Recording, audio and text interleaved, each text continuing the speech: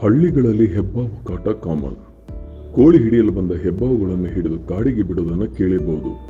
ಅದೇ ಹೆಬ್ಬಾವಿನ ಸಂತತಿ ಉಳಿಸುವುದಕ್ಕಾಗಿ 275 ಕೋಟಿ ಮೊತ್ತದ ಸೋಲಾರ್ ಪ್ಲಾಂಟ್ ಕಾಮಗಾರಿ ಸ್ಥಗಿತಗೊಳಿಸಿದ್ದು ಕೇಳಿದ್ದೀರಾ?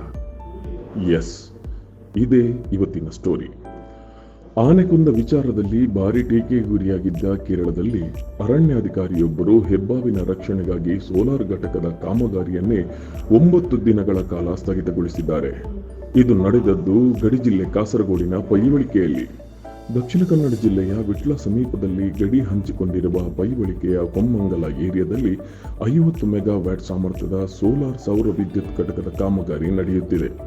450 ಎಕರೆ ವ್ಯಾಪ್ತಿಯಲ್ಲಿ ಭೂಮಿ ಸ್ವಾಧೀನಪಡಿಸಿ ಜಾಗ ಸಮತಟ್ಟು ಮಾಡುವ ಕೆಲಸ ನಡೆಯುತ್ತಿದೆ. ಈ ಸಂದರ್ಭದಲ್ಲಿ ಜೆಸಿಬಿ ಕಾಮಗಾರಿ ನಡೆಸುತ್ತಿದ್ದಾಗ ಗುಡ್ಡದ ಅಡಿಭಾಗದಲ್ಲಿ ಹೆಬ್ಬಾವು ಮೊಟ್ಟೆಗಳನ್ನಿಟ್ಟಿದ್ದು ಕಂಡುಬಂದಿತ್ತು. ಈ ಬಗ್ಗೆ ವಿಷಯ ತಿಳಿದು ಸ್ಥಳಕ್ಕಾಗಮಿಸಿದ ಕಾಸರಗೋಡು ವಲಯ ಅರಣ್ಯಾಧಿಕಾರಿ ಅನಿಲ್ ಕುಮಾರ್ ಹೆಬ್ಬಾವಿನ ಸಂತತಿ ರಕ್ಷಣೆಗೆ ಕಾಮಗಾರಿ ಸ್ಥಗಿತಗೊಳಿಸಲು ಸೂಚನೆ ನೀಡಿದ್ದಾರೆ. ಕೇರಳದ ಎಲೆಕ್ಟ್ರಿಸಿಟಿ ಬೋರ್ಡ್ ವತಿಯಿಂದ ನಡೆಸಲಾಗುತ್ತಿರುವ ಕಾಮಗಾರಿಯನ್ನು ಅರಣ್ಯಾಧಿಕಾರಿ ಸೂಚನೆಯಂತೆ 9 ದಿನಗಳ ಕಾಲ ಸ್ಥಗಿತಗೊಳಿಸಲಾಗಿತ್ತು.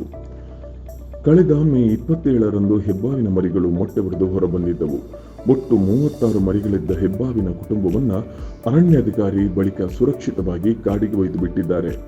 ಆ ಮೂಲಕ ಜೆಸಿಬಿಯ ಬಾಯಿಗೆ ಸಿಕ್ಕಿ ನಿರ್ನಾಮ ಆಗುತ್ತಿದ್ದ ಹೆಬ್ಬಾವು ಮತ್ತು ಮರಿಗಳಿಗೆ ಅರಣ್ಯಾಧಿಕಾರಿ ಜೀವದಾನ ಮಾಡಿದ್ದಾರೆ. ಅರಣ್ಯಾಧಿಕಾರಿಯೊಬ್ಬ ನೈಜ ವನ್ಯಜೀವಿ ಪ್ರೇಮಿಯಾಗಿ ಕಾಣಿಸಿಕೊಂಡಿದ್ದಲ್ಲದೆ ಒಂದು ವನ್ಯಜೀವಿಯ ಉಳಿವಿಗಾಗಿ ದೊಡ್ಡ ಪವರ್ ಪ್ರಾಜೆಕ್ಟ್ ಅನ್ನು ಒಮ್ಮೆಗೆ ನಿಲ್ಲಿಸಬಲ್ಲೆ ಎಂದು ತೋರಿಸಿಕೊಟ್ಟಿದ್ದಾರೆ.